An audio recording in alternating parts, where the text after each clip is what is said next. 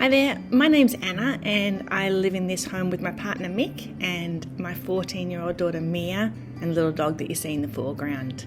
We live in a shipping container house in Hurstbridge, and I think for those of you who are looking at the various open house options for the day for Lynnbrae, I think the best thing that we can offer really is for those that want to see what a shipping container house looks like, feels like to be in. We love ours, and in terms of, we're not strict eco warriors. We're not going to be able to answer 1,000 technical questions. In all honesty, we do have a range of environmental features that have been built into the house or that we've adapted.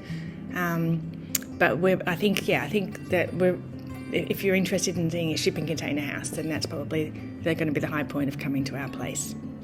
So this house was designed by architect Matthew Grace, and it was designed by the people who lived here prior to us. So I think it was built in 2010, 2011 after the bushfires, so built to the new bushfire code. It comprises 4 shipping containers. It's 2 up, 2 down, and the shipping containers are 40 foot by 10 foot each. So I guess the space on each level is 40 foot by 20 foot, which brings us to a grand total or a grand footprint of 75 square metres. So one of the nice things about this home is that we get to use most of the land that it's on. I think the land that we have is around 800 square metres. We have double glazed windows throughout it and some stackable doors, so you can see those in the background there, and they wrap around probably almost half of the house downstairs, and there's a lot of windows upstairs as well, so lots of light in this house and lots of indoor plants too. It's just one of my obsessions. You can get a better view of them there. So you have the triple doors there that open right out, and that means that often in the summer when we open it out fully, there's kind of this real sense of indoors and outdoors just being one continuum. It's one of my favourite features of the home, one of the reasons I bought it. We did find, however, that without any awning, the place was heating up horribly. Upstairs gets very hot in the summer, and downstairs on those really hot days, there was I'd put the blinds down all day, which is a little depressing, and also not as effective as it could be, obviously, because then the heater's already hit the glass. So Mick and I had these electronic awnings installed maybe March this year, and they make a huge difference. It means that we can keep them in on the winter's day and put them partly out or all out on a hot day.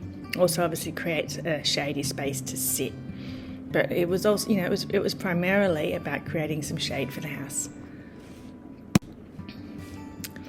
Also this year we installed a 6.6 kilowatt solar panel system. So you can see our house there, it's the lower one. You might also note there's another house in that picture. We share a driveway with our neighbour Greg, and our houses are identical, except they're flipped and they're clad differently. So ours is clad in Colorbond and his is clad in timber. So you could have like a bit of a peek at his as you go up the driveway, if you want to see the alternate cladding and the effect of that. You can see the shared carport in between the two homes there. I had a couple of wicking beds built when I first moved in. You can see them up there in the top. You can see one of them, and Mick has recently built 3 more.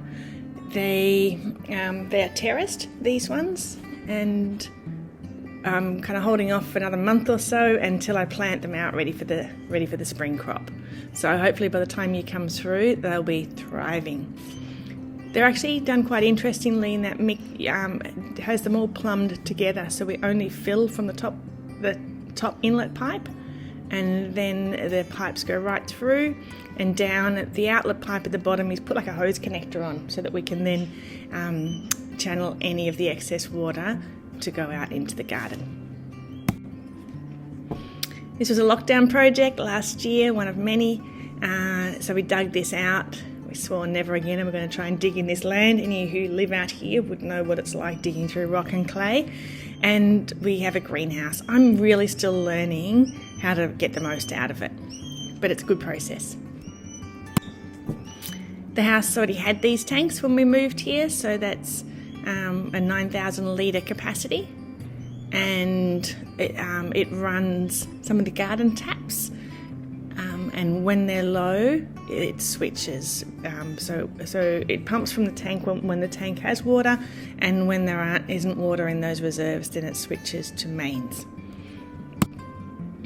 Gardening's my thing, building is Mick's, so I guess it's just a little snapshot to show we love where we live. The garden is a mix of Indigenous, there's loads of Indigenous in it, but there's also other natives and there's also non-natives. Not completely precious about that. And we have chooks. In the background there you can see it's a fairly small coop and a fairly small run made out of an old trampoline. I actually made that, quite proud of that. But the girls get to run. They've got actually a very big space that they roam about all day unless we're away. So that's as we get our eggs from there. And this next one isn't technically obviously a house, but it's also maybe something that some of you might like to have a little look at. I have a high-ace, an old high-ace, and it had a very basic camper van set up in it, and Mick gutted it last year and rebuilt it. And he rebuilt it with some new materials, but also with a lot of old ones. So I used a lot of the timber that was in there, used, bench top from a friend that was getting rid of things.